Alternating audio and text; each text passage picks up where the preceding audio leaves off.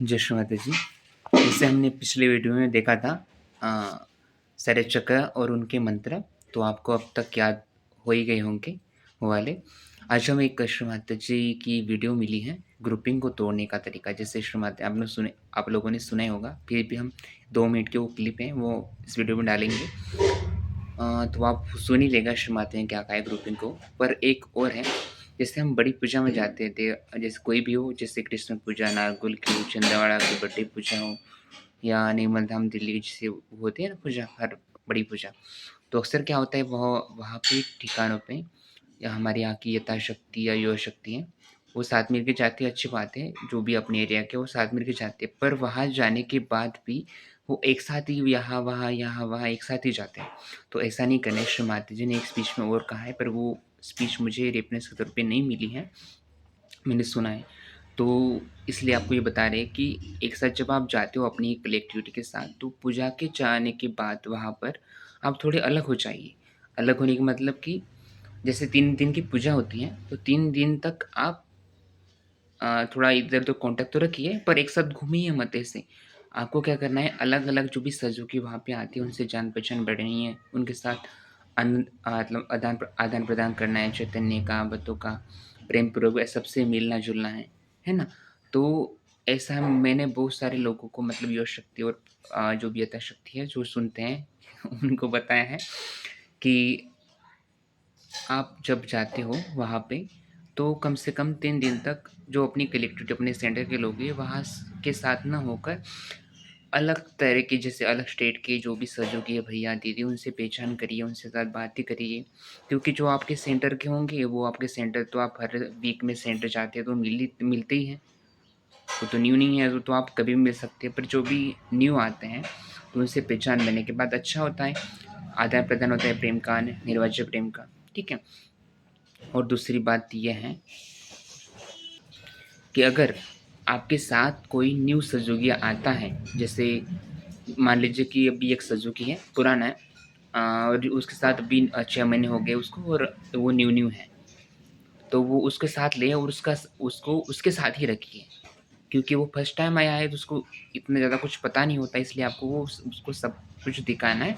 फिर जब अगली बार आता है, तो उसको कह देना है कि देखो भाई, पहली बार आए थे तुम, तो तुम्हें कुछ नहीं पता था, इसलिए अब अभी दूसरी बार यहाँ आए हो, तो तुम एक सुज़ुकी ढूँढो, उनसे पहचान करो, अच्छे से उनको कॉन्टैक्ट नंबर लो, भैया हो, दीदी हो, जो भी हो, उसके साथ अच्छे से बातचीत करो, मतलब पहचान ये करो। तो आपको ऐसे ही करना है। आप वीडियो देखेंगे, उसके बाद हम 5 मिनट की वीडियो है, थोड़ा-सा ज़्यादा कर लें क्या? चलो थोड़ा-सा और बता देते हैं।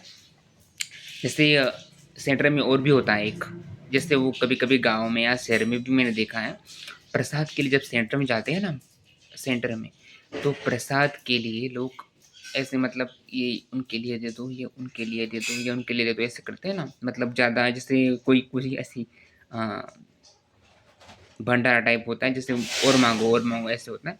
तो ऐसा नहीं करना चाहिए। देखिए, प्रसाद का अर्थ होता है प्रभु के साक्षात मिलन। मतलब श्री माता जी ने एक स्पीच में कहा है कि जिन व्यक्ति को जैसे सेंटर में कुछ देरी हो जाती है, कुछ भी नहीं होता, तो उनको प्रसाद के ज़रिए से उनको अवश्य मिल जाता है।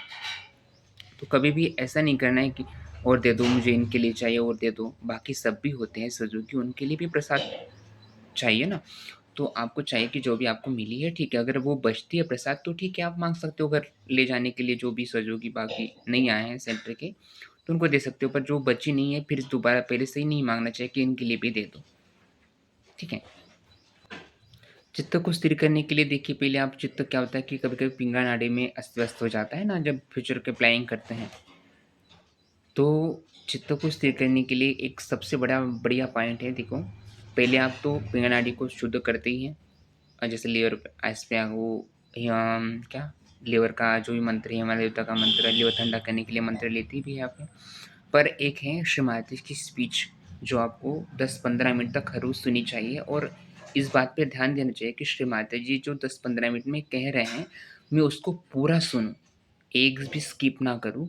और जब ये स्पीच सुनने के बाद आप फिर याद करिए कि श्री माता जी ने आज क्या बताया है।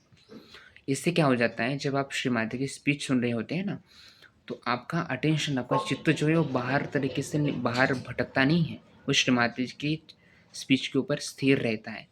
तो धीरे धीरे धीरे आपका चित्त स्थिर होता जाएगा, फिर आपका चित्त इधर उधर उलझेगा नहीं। भैया आत्मपरीक्षण आपको तो हम डेली वीडियो में ऐसे बताते ही रहते हैं, आत्मपरीक्षण तो बिल्कुल करना ही चाहिए। इससे आपको अपनी गलतियाँ दिखने के बाद आपको कुछ करना ही है। जब आपकी नज़र में वो गलतियाँ आ जाएंगी ना, आपको खुद लगेगा अरे ये तो यहाँ चुक रहा था, फिर आप सुधर जाएंगे, मतलब सुधरने की कोशिश करेंगे। जैसे आपके चित्त में आ जाती है, मतलब आपके ध्यान में आ जाती है कि मैंने ये गलती कर दी, तो आप गलती धीरे धीरे वो अपने आप छूट जाती है। वो कैसे छूट जाती है? क्योंकि आपको पता है कि ये गलती है, तो आप गलती तो दोबारा करोगे नहीं, इसी कारण वो छूट जाती है। और एक बात है, देखिए जब कभी किसी को नावल ज़्यादा हो जाती है, जैसे मान लो कि दो हैं लोग, तो एक तरह से एक आगे बहुत बढ़ गया तो दूसरे का जलन होती है, तो इससे क्या होता है पता है? अपनी लेफ्ट नाभि पकड़ होती है। जब हम किसी से जलन वलन करते हैं ना, जेलसी करते हैं, तो अपनी लेफ्ट नाभि पकड़ती है, इसलिए कभी भी किसी से जलना नहीं चाहिए। और दूसरा मूलाधार की 4 पंखुड़ियाँ आपको पता ही है। मूलाधार जो अपना सजोग का आधार है, मूलाधार, तो उसके 4 पंखुड़ियाँ का ध्यान आपको करना ही है। आप डेली यूज़ भी कर सकते हो, जैसे सुबह के ध्यान में तो बहुत अच्छी बात है अगर आप मूलाधार का ध्यान करें। तो जैसे मान लो कि आपको सहस्रार का भी ध्यान करना है सुबह और मूलाधार का भी ऊपर करना है, तो आप निश्चित तौर पर यह कर लीजिए कि पहले अगर आपको पूरा शांति चित्त से आप बैठे हैं, तो आप सहस्रार के ऊपर ध्यान करिए, मूलाधार के ऊपर। पर मूलाधार के ऊपर पहले करिएगा जैसे 5-10 मिनट, फिर बाद में सहस्रार के ऊपर कर लीजिएगा, जिससे आपका बैलेंस भी बना रहेगा, वो अच्छा रहेगा। सुबह का ध्यान बहुत अच्छा होता है, शाम के टाइम से थोड़ा बेहतर, ठीक है। अगर आपको ये पता नहीं है तो आपको बता दें, 4 पंखुड़ियाँ मूलाधार की होती है ना। आपको पिछले वीडियो में बताया था कि जैसे मूलाधार के ऊपर श्री गणेश जी विराजमान है, तो पहले पंखुड़ी जो उनकी होती है ना, जैसे मूलाधार की 4 पंखुड़ी होती है, मतलब एक तरह का फूल पकड़ लीजिए, तो एकदम नीचे की ओर जो जाती है, ठीक है, नीचे की ओर जो पहली पंखुड़ी है, जो बाईं तरफ जाती है वो दूसरी है, फिर जो दाईं तरफ जाती है वो तीसरी है, फिर जो ऊपर की ओर रहती है वो चौथी है।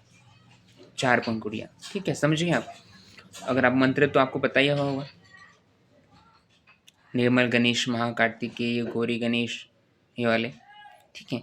तो आपको ये ऐसे करना है। और जैसे ऊपर वाली पंखुड़ी उसको आप ये कह सकते हो, ओम त्वं साक्षात् श्री गौरी गणेश साक्षात् श्री महालक्ष्मी साक्षात्, ये आप कह सकती है। इस पर आप ध्यान लगाइए, चित्त रखिएगा। चित्त मतलब ध्यान ही है, एक मतलब एक तरह का लक्ष्य, जो आप बोलते हैं मराठी में बोलते हैं कि लक्ष्य उठाए, ये वाला, तो आप ये रख सकते हो।